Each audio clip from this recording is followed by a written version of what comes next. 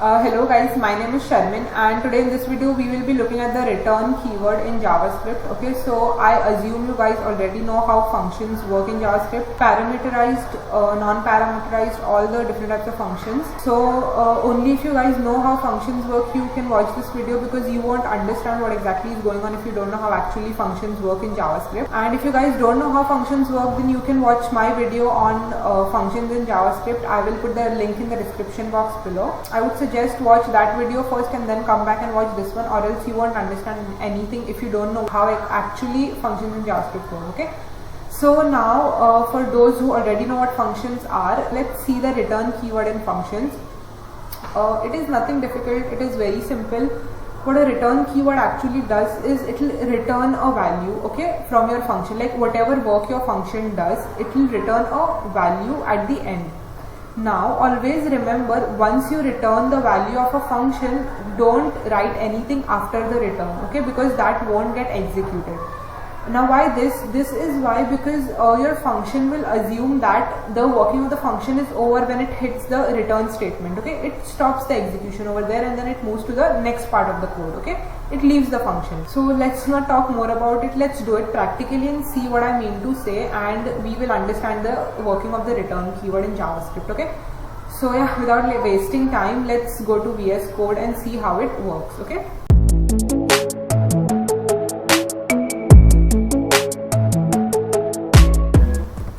So here first let's define a function. For example, let's call it add, and let's return a value from here saying a plus b and not blur, a plus b, and let's pass those parameters over here, a and b, and here let's call the function add, and for example 2 and 3 we pass over here. We save this.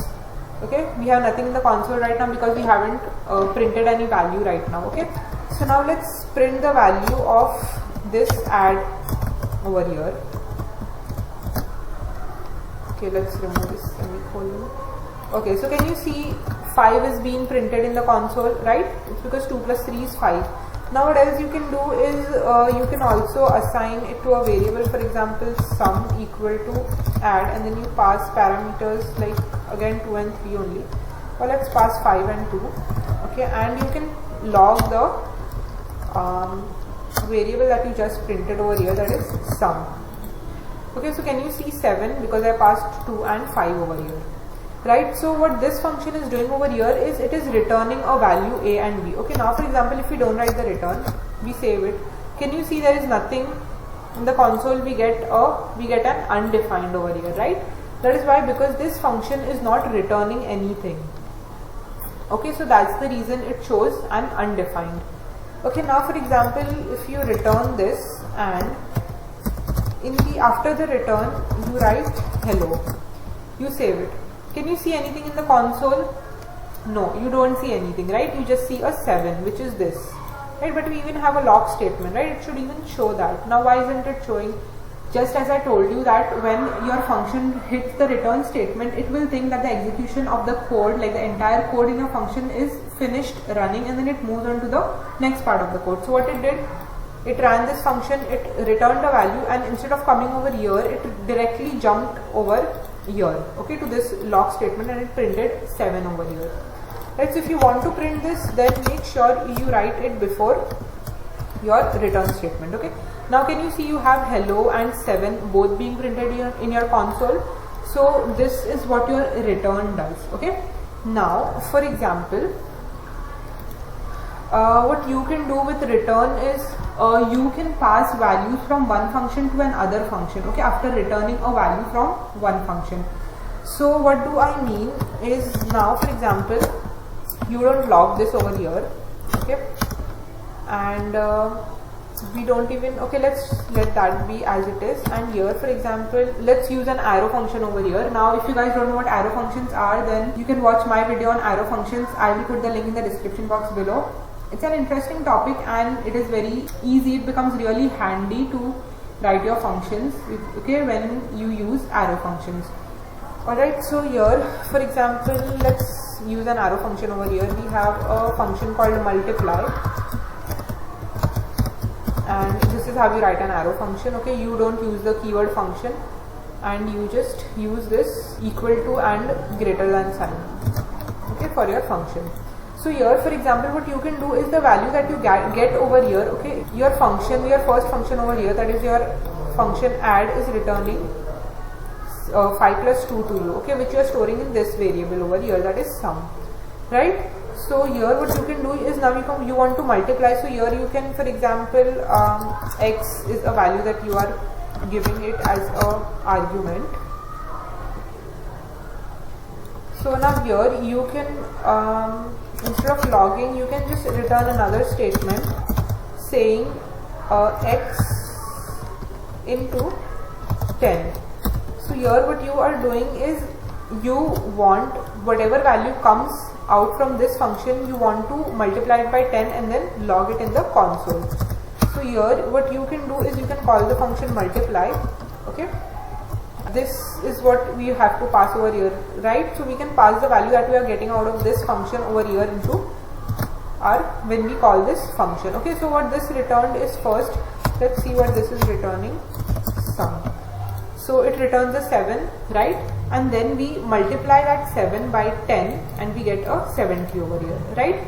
So a value that you got out of your first function, a value which is returned from your first function, that is over here in this variable, you store it in a variable and then you use it to pass it into your second function over here, right? So this is how you can pass values from one function to another, okay, after returning them. And also what else you can do over here is, instead of logging all this and putting it in a variable, you could have directly called it over here as well, okay. Now how that, inside the multiply function, this is returning a value, right? So what this will do is, when this function will be completed, okay, what it will give you out is, it will give you a value, okay, which will be the addition of your a and b. So here you can call the function add directly inside of this, saying 2 and 5, okay. So you get a 70 over here, right? Again 2 and 5, so let's give it a 3 and 5, so you get an 80 over here. Got it? So you are giving your function, okay, this is your function, right? A multiply is a function, so you are giving your function another function as a value to run this function, okay. So this is how your return keyword works. So always remember, if you want your function to do even more work, so do not return any value before you complete all your work, okay. So once it hits return, it will stop over there, it will move on to the next piece of code, okay, in your document. So yeah, that's it for today. It is nothing difficult.